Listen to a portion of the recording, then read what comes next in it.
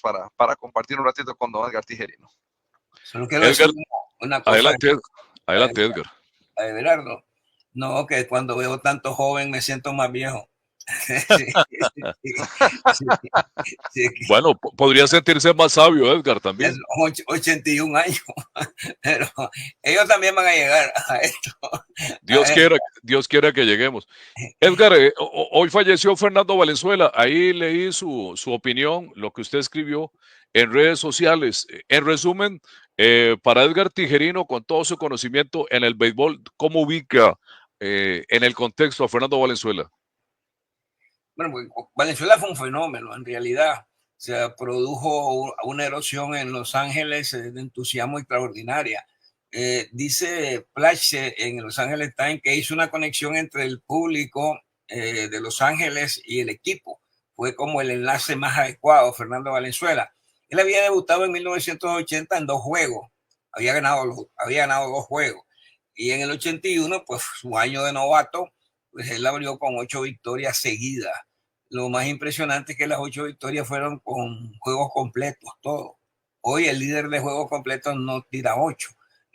Hay un muchacho que debuta en su año de novato y tira 8 seguidos, de los cuales 5 son blanqueadas. O sea, un debut de ese tipo, pues es difícil encontrarlo.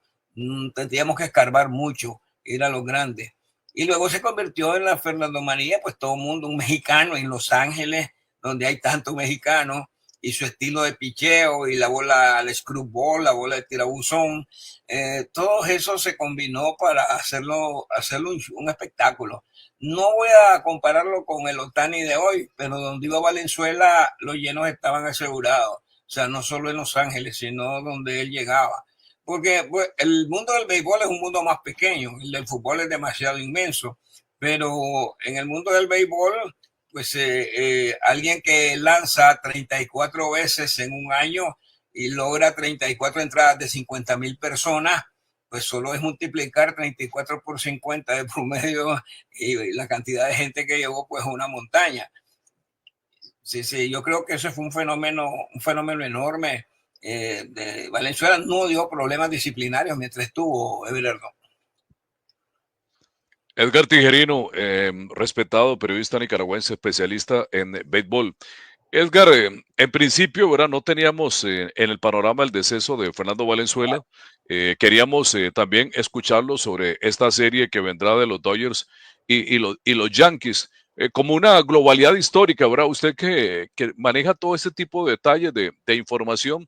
Hay mucha gente que posiblemente va a acudir a ver la Serie Mundial sencillamente por lo que todos hablan, Dodgers, Yankees, Yankees, Dodgers. ¿Qué dice Edgar Tijerino desde su amada Nicaragua? Bueno, es una rivalidad que comenzó en Nueva York, ¿verdad? Cuando los Dodgers y los Yankees estaban en Nueva York, eran de Brooklyn y del Bronx, no estaban muy largos, pero ahí comenzó en el año 41.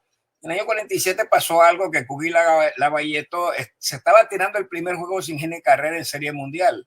Faltaba un out. Floyd Bevens lanzaba por los Yankees y sacaron de emergente a Lavalleto que batió un doble en el último, probable último del juego. Y ahí también pues ganaron los Yankees, se rivalizó. Cuando ganan por primera vez los Dodgers es en el año 55, cuando hay una gran atrapada de John Frido, un año antes del juego perfecto de Don Larsen.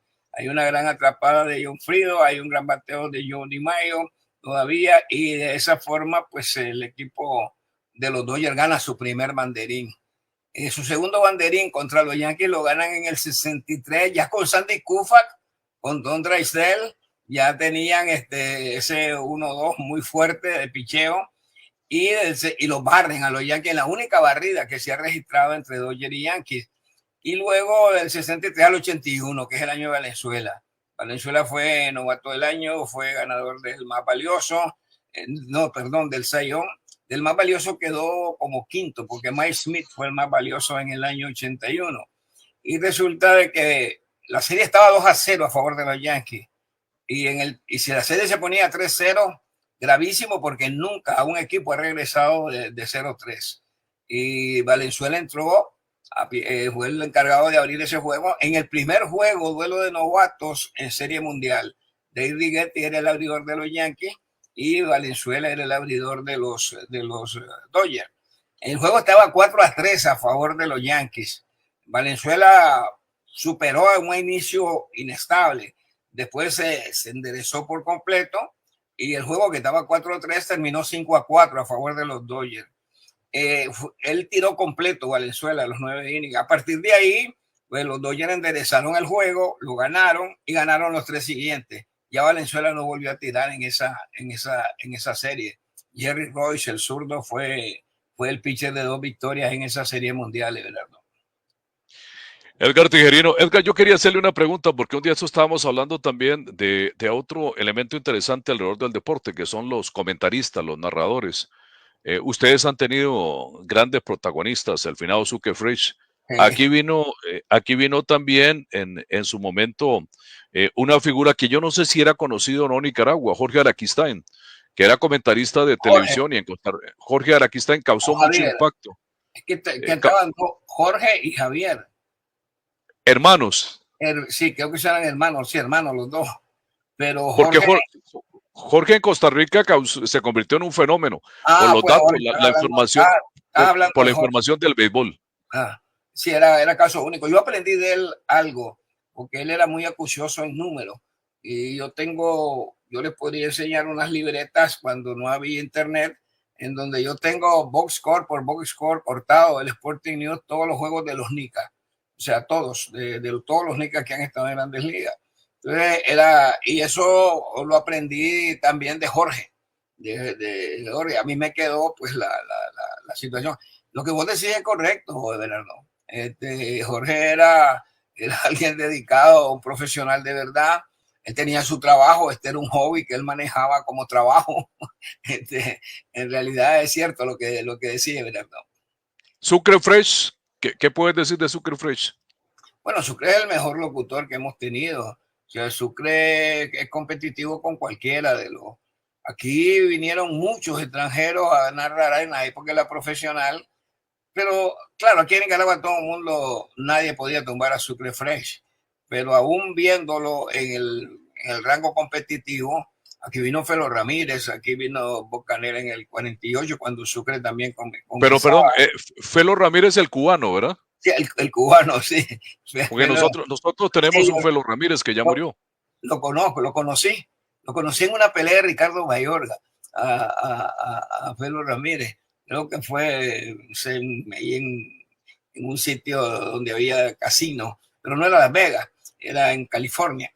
Y pues Sucre, el asunto es que él nunca necesitó salir pues de Nicaragua, su Sucre Fresh.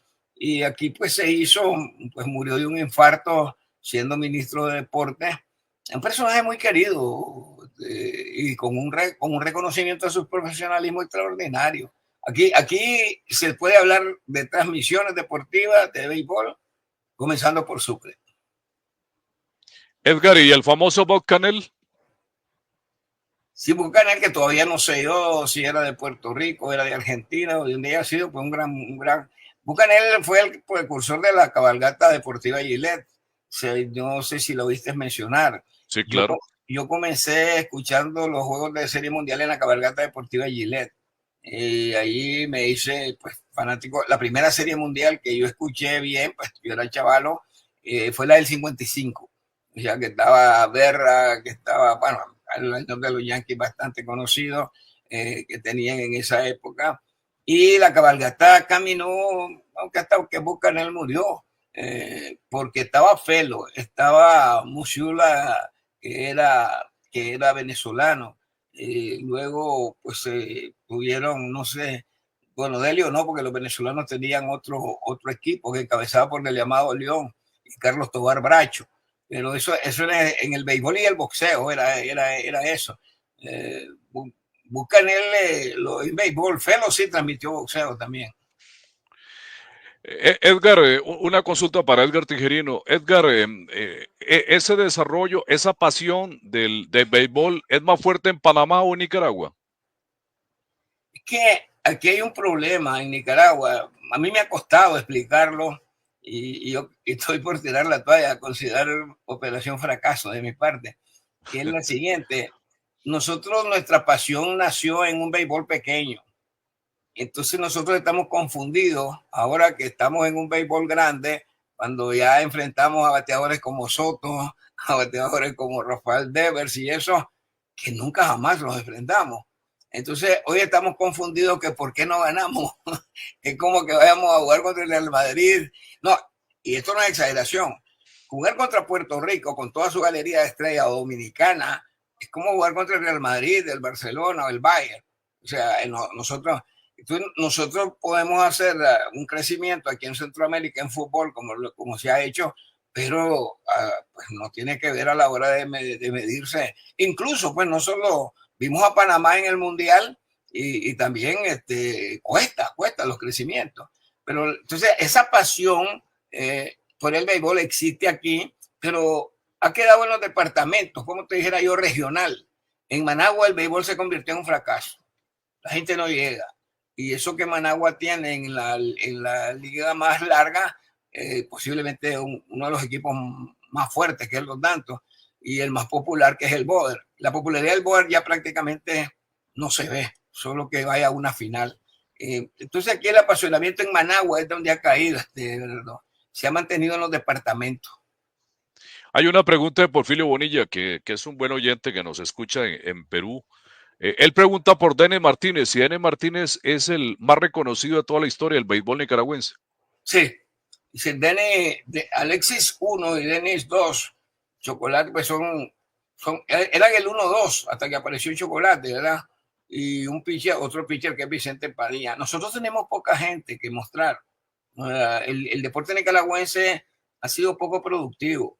O sea, ha sido, cuando se jugaba en amateur, pues era nuestro terreno, pero cuando se abrió en 1999 a los profesionales el béisbol, pues nosotros prácticamente pues, desaparecimos como competidores.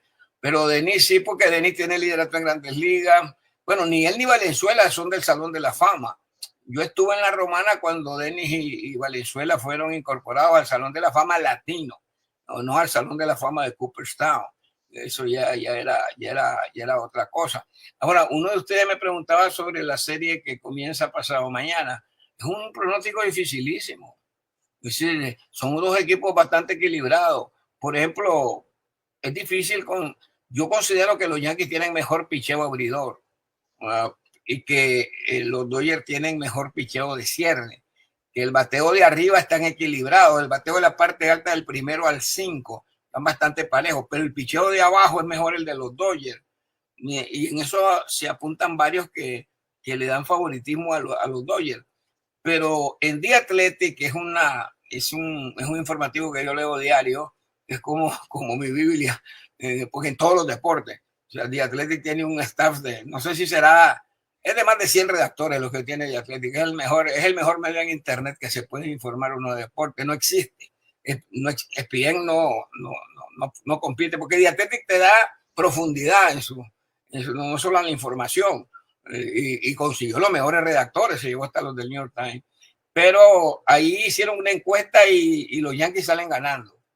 Pero esta es una serie muy difícil porque es cuestión de momento. El béisbol es como el béisbol no es como el fútbol, pues es muy impredecible. Cierto, lo que ocurrió hoy ganando el Barcelona, sobre todo en la forma en que lo hizo, yo creo que nadie lo esperaba. Porque por lo menos la forma en que ocurrió eso a mí me parecía mentira. Me pareció a ratos estar viendo al viejo Barcelona cuando hicieron un baile ahí de contención de pelota nada más. Pero en el caso del béisbol, de repente sale alguien como Don Larsen tirándote un juego perfecto. Larsen, que había sido un perdedor de 20 juegos. Entonces el béisbol es muy, muy propenso a eso, a lo inesperado. Eso hace más difícil el pronóstico en esta serie. Pero claro, como yanquista a mí me gustaría que ganaran los Yankees, pero no lo veo tan visible, Gerardo.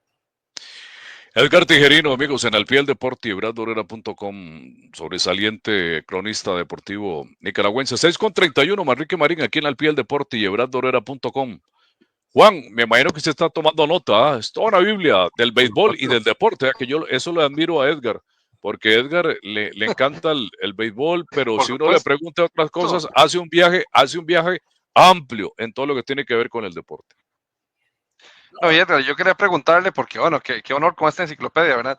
¿A qué cree usted? Porque, por ejemplo, bien conocía yo la historia de Denis Martínez, de Valenzuela también, que usted estaba mencionando, pero hoy el nombre que más llama la atención es Juan Soto, el dominicano, y hace rato vienen dominicanos dominando también la parte latina en la MLB. ¿Qué tiene de diferente el toletero dominicano al nicaragüense o al panameño que les genera más facilidad en llegar a las grandes ligas y no solo llegar, sino ser protagonistas en las grandes ligas? Así que algo pasa ahí porque antes de Dominicana, Cuba era el más grande productor. O sea, pero las series del Caribe las dominaban los cubanos. Pero yo pienso que incidió mucho el número de academias de béisbol que instalaron las grandes ligas en Dominicana, con una muy buena visión, como que vieron ahí, aquí hay mejor material. Entonces, nosotros nunca hemos tenido una academia y veo difícil que la tengamos porque no tenemos un material humano visible. Entonces, Dominicana, vemos la gran cantidad, mira, Dominicana tiene la mayor cantidad de gente latina ahí en las grandes ligas. Dominicana arma un equipo que le pelea a cualquiera, pues a Estados Unidos con sus mejores jugadores. Le puede pelear Dominicana, superior a Puerto Rico, superior a Venezuela y también a México. Hablando en esto, Cuba porque pues, descartó el profesionalismo, pero yo creo que Cuba estaría en la pelea con Dominicana si no ha tenido interrupciones. Ahora, lo de Soto, pues Soto, para mí el mejor dominicano de la historia ha sido Alberto Pujol. Y digo Pujol porque Alex Rodríguez tuvo el problema esto de las sustancias prohibidas, unos cuestionamientos bien serios, estuvo pagando hasta algunas suspensiones y una serie de situaciones incómodas. Alex Rodríguez fue fuera de serie por completo. Por ejemplo, yo considero a Rodríguez, es decir, mejor bateador que Juan Soto, y a Pujol mejor bateador que Juan Soto. O sea, hablo de dos dominicanos. Voy a apartar a Rodríguez por el hecho de los cuestionamientos que hay. Pero repito, Soto es muy joven.